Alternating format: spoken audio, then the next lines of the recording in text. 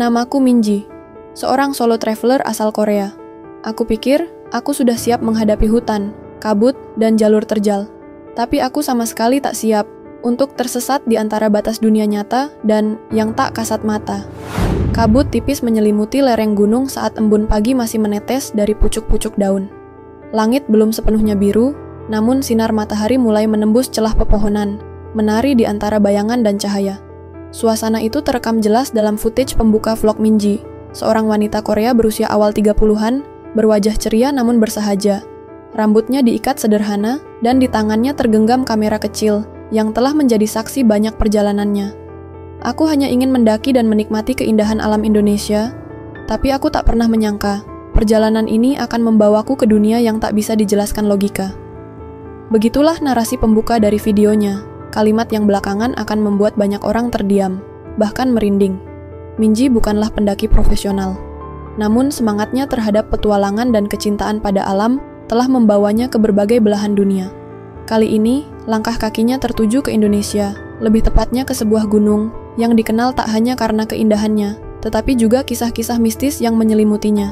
Sebuah nama yang sering ia dengar disebut dalam forum-forum para pejalan, Gunung Lawu. Seseorang di forum backpacker menulis bahwa Gunung Lawu bukan sekadar tempat indah, tapi juga tempat spiritual. Katanya, banyak yang datang ke sini bukan hanya untuk mendaki, tapi untuk mencari jawaban. Ucap Minji di awal videonya, sembari menampilkan gambar peta dan jalur pendakian. Ada ketertarikan tersendiri baginya. Bukan karena ingin menantang mitos, tetapi karena rasa ingin tahu, apa yang membuat orang merasa begitu terhubung dengan tempat seperti ini. Minji memilih mendaki sendirian. Seperti biasa, ia sudah terbiasa dengan perjalanan solo, bahkan di negara asing. Ia sudah pelajari jalur, cuaca, hingga budaya lokal. Namun satu hal yang tidak pernah benar-benar ia pahami, dan mungkin tak akan pernah siap untuk hadapi, adalah alam yang masih dijaga oleh sesuatu yang lebih tua dari sekadar legenda. Sebelum aku mulai perjalanan ini, aku merasa ini akan jadi salah satu petualangan favoritku. Tapi aku tak tahu bahwa gunung ini punya cara sendiri untuk mengenalkan siapa dirinya sebenarnya. Langkah kaki Minji mulai menapaki jalur pendakian dengan penuh semangat. Ranselnya tak terlalu berat, cukup berisi logistik sederhana, perlengkapan dokumentasi, dan tentu saja kamera yang nyaris tak pernah ia lepas. Ia merekam setiap momen. Burung yang terbang melintas, embusan angin yang menggoyang dedaunan, bahkan suara kicau serangga yang tak pernah ia dengar di negaranya. Gunung ini seperti lukisan yang bergerak, tapi terasa hidup, seperti sedang memperhatikan aku juga. Katanya dalam vlog sambil tersenyum. Jalur pendakian di awal terasa bersahabat. Matahari hangat, angin sejuk, dan udara yang bersih membuat semangatnya terus menyala. Sepanjang perjalanan, ia beberapa kali berhenti untuk mengambil footage panorama dan merekam monolog pendek untuk para pengikut kanal YouTube-nya. Namun, saat melewati sebuah pos pendakian kecil yang sudah tampak tua, ia bertemu dua warga lokal yang sedang duduk di bawah pohon rindang. Keduanya pria paruh baya dengan wajah ramah, tapi tatapannya tajam seolah bisa membaca isi hati. "Mau ke puncak, Mbak?" tanya salah satu dari mereka. "Iya, lewat jalur ini," jawab Minji sambil menunjuk ke arah kanan jalur lama, yang menurut peta terlihat lebih pendek. Kedua pria itu saling berpandangan sejenak sebelum salah satunya berkata pelan, "Kalau bisa, jangan lewat situ. Jalur lama itu sering bikin orang hilang, sudah jarang dipakai sekarang." Minji tersenyum sopan dan mengangguk, tapi dalam hatinya, rasa penasaran justru tumbuh. Ia tak merasa takut, hanya semakin tertarik. Mungkin mereka hanya ingin menakut-nakuti, pikirnya. Atau bisa jadi, cerita-cerita mistis itu cuma mitos. Setelah berpamitan, ia melangkah ke arah jalur lama. Semak belukar sedikit lebih rapat di sini. Tak ada papan petunjuk seperti di jalur utama, tapi suara alam masih terdengar normal. Burung berkicau, angin berhembus. Semua tampak biasa saja. Untuk sekarang, Minji tetap merekam perjalanannya. Namun, dalam salah satu klip yang kemudian ia tonton ulang, ada suara samar terdengar di latar belakang, seperti seseorang yang memanggil, "Pelan," dalam bahasa yang tak ia mengerti. Tentu, saat itu Minji tak menyadarinya. Langit mulai berubah.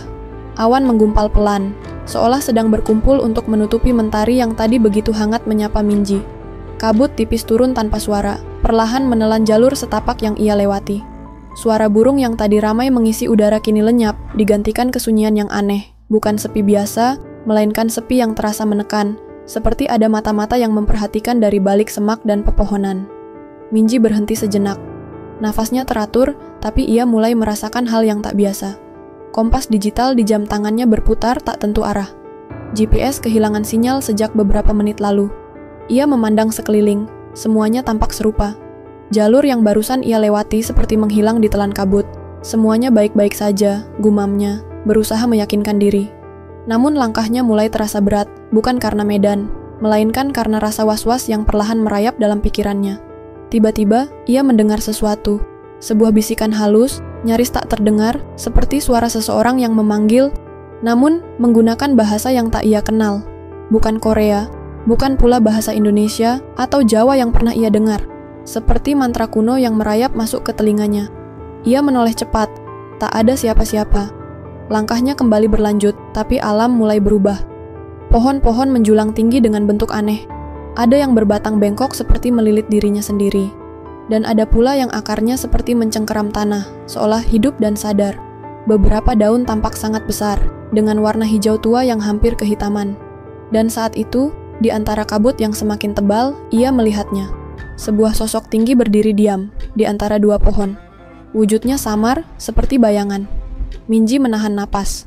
Sosok itu tak bergerak, hanya menatap atau mungkin menunggu. Dengan keberanian yang tersisa, Minji melangkah pelan ke arahnya. Tapi saat ia mendekat, sosok itu perlahan memudar dan menghilang begitu saja. Minji terpaku.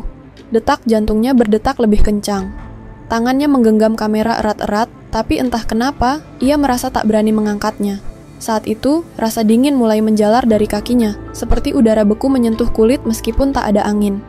Hutan yang tadi tampak biasa kini berubah menjadi tempat yang tak bisa dijelaskan. Ia tak tahu apakah ini masih di dunia yang sama, atau ia telah menyeberang ke dunia lain, yang selama ini hanya ia dengar dalam dongeng dan cerita rakyat. Langkah Minji mulai goyah. Kakinya lelah, tubuhnya dingin. Tak ada sinyal, tak ada jalur yang bisa ia kenali. Kabut kini seperti tembok putih, mengaburkan pandangan hingga hanya beberapa meter ke depan. Nafasnya mulai berat, bukan karena kehabisan udara, tapi karena takut. Takut benar-benar hilang, dan tak ditemukan. Lalu tubuhnya terhuyung, hampir jatuh. Saat itulah, dari balik kabut muncul sebuah sosok. Seorang pemuda, berdiri diam, mengenakan pakaian sederhana seperti kain lurik dan ikat kepala coklat. Wajahnya tenang, tatapannya dalam tapi lembut, seolah tahu segala rasa yang sedang Minji alami. "Kamu sudah terlalu jauh," ucapnya pelan. Suaranya tenang, tapi mengalun seperti gema dari dalam hutan. Minji menatapnya, setengah bingung setengah lega. "Siapa? Siapa kamu?" tanyanya dalam bahasa Inggris. Pemuda itu hanya tersenyum samar. "Aku penjaga," jawabnya dalam bahasa Indonesia, yang pelan namun dimengerti Minji.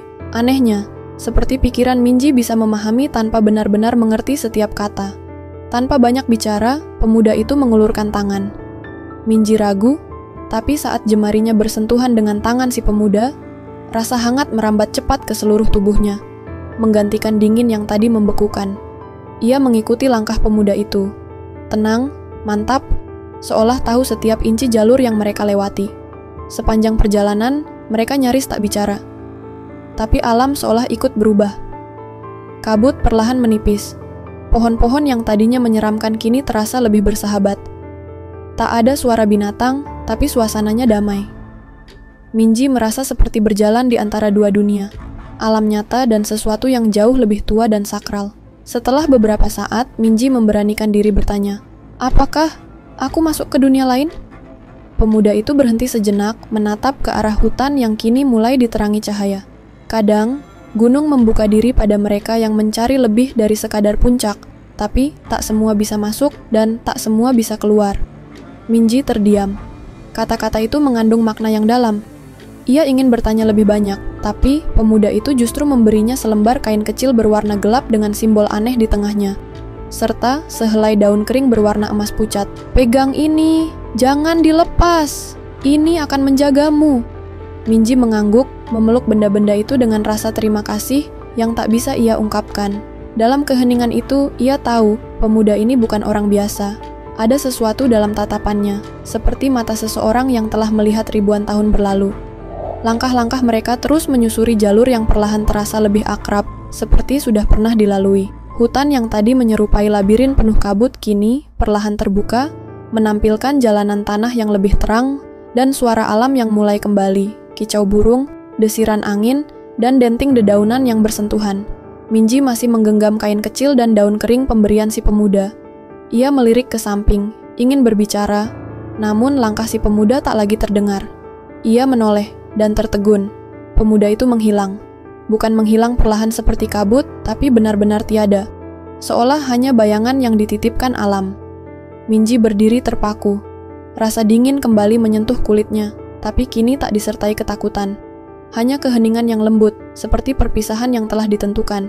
Tak lama kemudian, dari kejauhan, terdengar suara-suara manusia. Minji berlari kecil ke arah suara itu, dan tiba-tiba ia muncul di sebuah pos pendakian utama. Beberapa pendaki duduk di sana, tampak terkejut melihat kemunculannya. Kamu yang dicari-cari! Sudah 2 hari kamu hilang!" seru salah satu dari mereka. Minji mengerutkan dahi. 2 hari? Tidak mungkin, aku cuma tersesat setengah hari.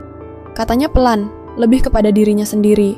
Seorang relawan SAR yang kebetulan ada di sana menghampiri. "Kami nyari kamu sejak kemarin sore. Kamu nggak jawab panggilan. Semua sinyal hilang. Kamu lewat jalur mana?" Minji terdiam. Ia memandangi sekeliling. Alam di sekitarnya kembali normal. Tidak ada kabut, tidak ada suara aneh, hanya pegunungan seperti biasa. Tapi di sakunya, kain kecil dan daun emas itu masih ada. Bukti nyata bahwa apa yang ia alami bukan mimpi. Ia menunjukkan kain itu kepada salah satu warga tua di sana. Orang tua itu menatap lekat simbol pada kain, lalu mendesah pelan. "Kamu, ketemu dia ya?" katanya lirih. "Dia siapa?" tanya Minji.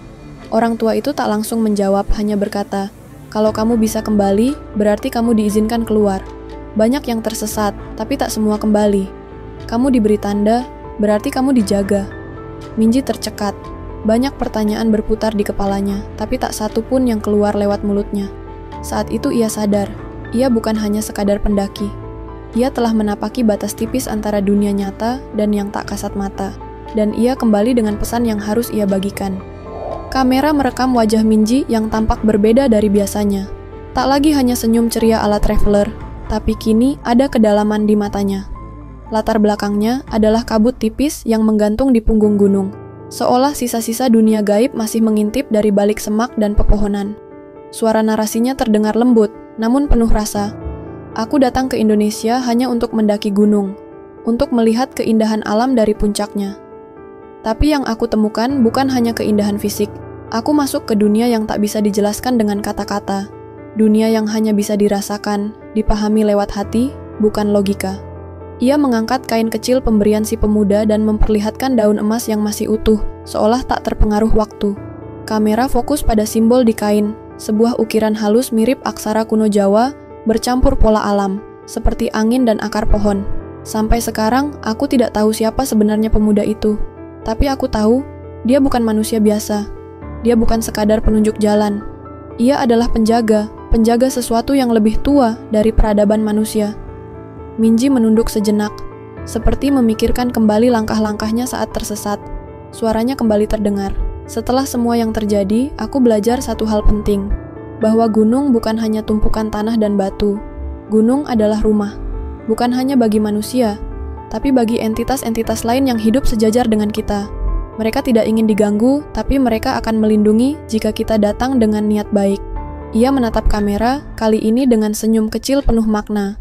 "Sekarang, aku tak hanya mendaki untuk mencari keindahan, tapi juga untuk belajar menghargai. Mendaki bukan tentang menaklukkan alam, tapi tentang menyatu dengannya." Suara narasi terakhir terdengar pelan, diiringi musik ambien mistis yang makin pelan.